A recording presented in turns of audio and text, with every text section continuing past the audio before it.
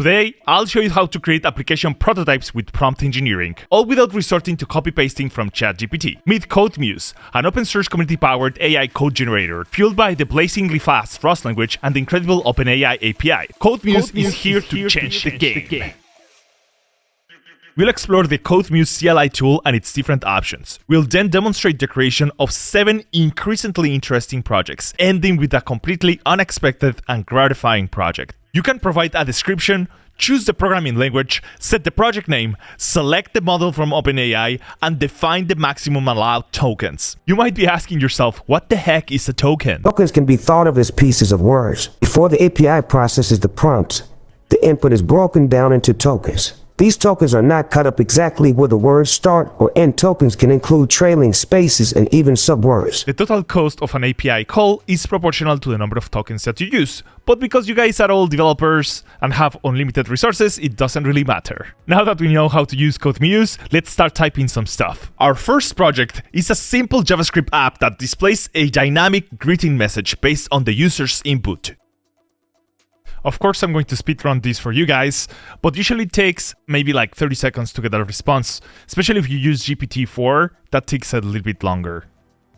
So now we see that the response is a big-ass JSON that contains a joke, because, you know, programmers, and this joke actually hit home a little bit too close, but that's all right. We have a Docker file, a make file, a README. Like, we are requesting for a very particular project structure, and we'll go through it later. But I just want to show you like the capabilities of the tool. So, anyways, we got this big ass JSON, and what the tool is going to do is just going to write this to the file system. So let's look at the generated project. So we have our Docker file, index.js, make file, package.json, and then even like a little README, which I think is pretty fantastic. This application is a JavaScript app that displays a dynamic greeting message based on the user's input. So yeah, that makes sense. Let's try to run it and see what it does. All right, so the README says that we need to run make build and make run to start this thing. All right, listening on port 3000.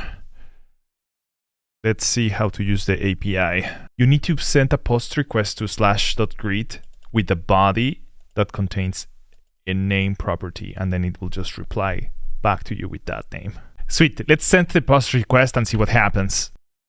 Awesome, that's pretty good, and I did not have to fix any code. That's remarkable. Let's try to do the same thing, but using Rust. As you can see, the prompt is very similar. We just replace JavaScript with Rust, and we make mention of Actix Web. Let's take a look at the project layout that was generated.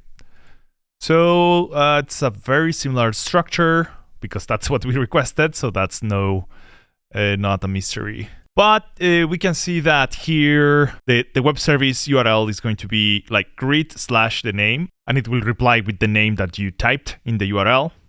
So let's try to run it and see what happens. And unfortunately for me, it didn't work, because on our Docker file, we are specifying a very old version of Rust, or older than what it's required for Actix to run. So let's update that and try again. All right, so after updating Rust, the program does compile, but if you want to make it faster, you gotta remove this, and you also have to remove this.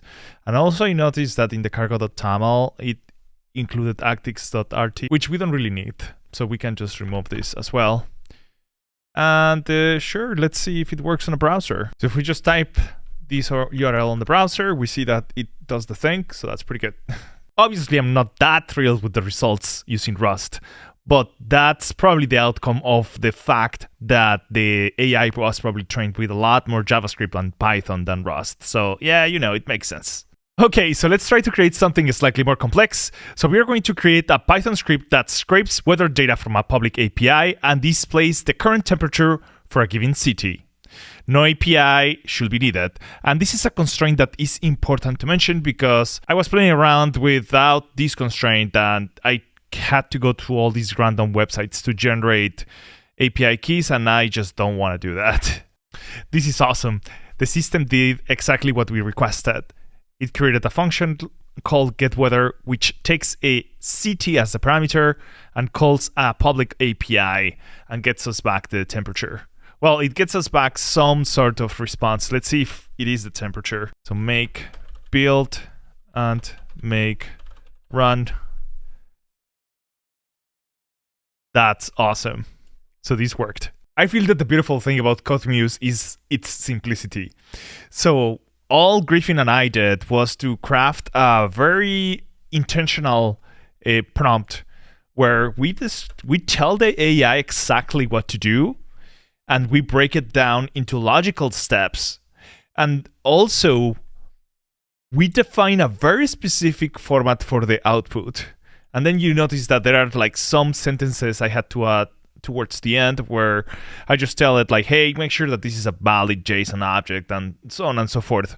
So it's just a single file.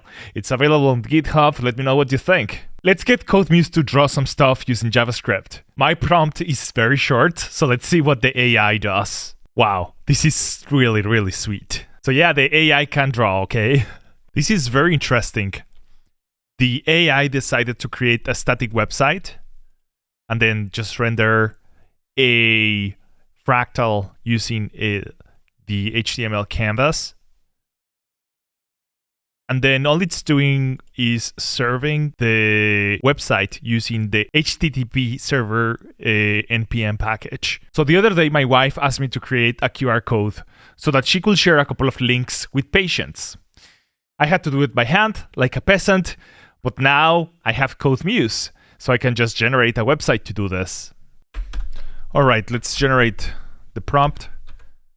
Again, it wants to run on port 5000, which we know it's taken, so we're going to have to change that. So we'll do 5001. I also see that this function is not imported, so we'll have to import it from Flask. I think that should be it. We'll see. All right, localhost port 5001. All right, looks promising. HTTPS. youtube.com/securityunion. Okay, that generated a QR code. Now I'm going to scan it with my phone. All right.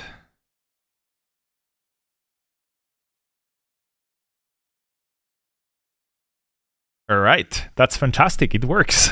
I think that based on what I've seen, this tool is absolutely capable of creating a CRUD API on its own. Create a CRUD API with Node.js. Let's see what happens. Nice. Okay, this looks extremely promising. We can see that the AI created 3 endpoints, one to get the items, another one to post items, and another one to update the items. Oh, there's a 4th one to delete them. This is pretty great. And I didn't have to type any of this. Instead of me pulling curl and trying to test this by hand, let's try to generate a program that will test our API. All right, so we are describing the API, where to connect. Okay, so this prompt is without a doubt the most complex prompt I've used yet. So a couple of things to call out here is I'm just describing in plain English what I need. Create a simple REST client that tests the following API. And then I describe all the methods that I want the client to test. I even define the shape of the JSON that I expect to send. And here's like, guys, this is mind-blowing. I'm specifying the backend URL, but this is something that is slightly more complex. I'm telling it to use network mode equals host because we are going to have 2 containers talking to each other. So this is a very nuanced request that I'm making here. Wow, this is fantastic. So GPT understood that it had to use network host so that the 2 containers could talk to each other. This is remarkable. A very simple program, but it's amazing how the tool is able to translate between English and Python. Let's just see if it runs. So make build, make run. Wow, okay. Wow, this is amazing. If this doesn't impress you, I don't know what to tell you. This is great. When I was editing the video, I noticed that actually, if you look closely, the delete request failed. And this is because there's a bug on the server. So if we look at the server implementation, when you do the update, so the HTTP put request, we overwrite the ID. So we remove the ID from the object. So to fix this, we need to set the ID. All right. So that way the ID won't be lost, and we will be able to delete the object on the last call. Yeah, great. Okay, that's more like it. If you think this project has some legs, let me know in the comments. If you like Rust programming, probably you're going to like this video. Check it out.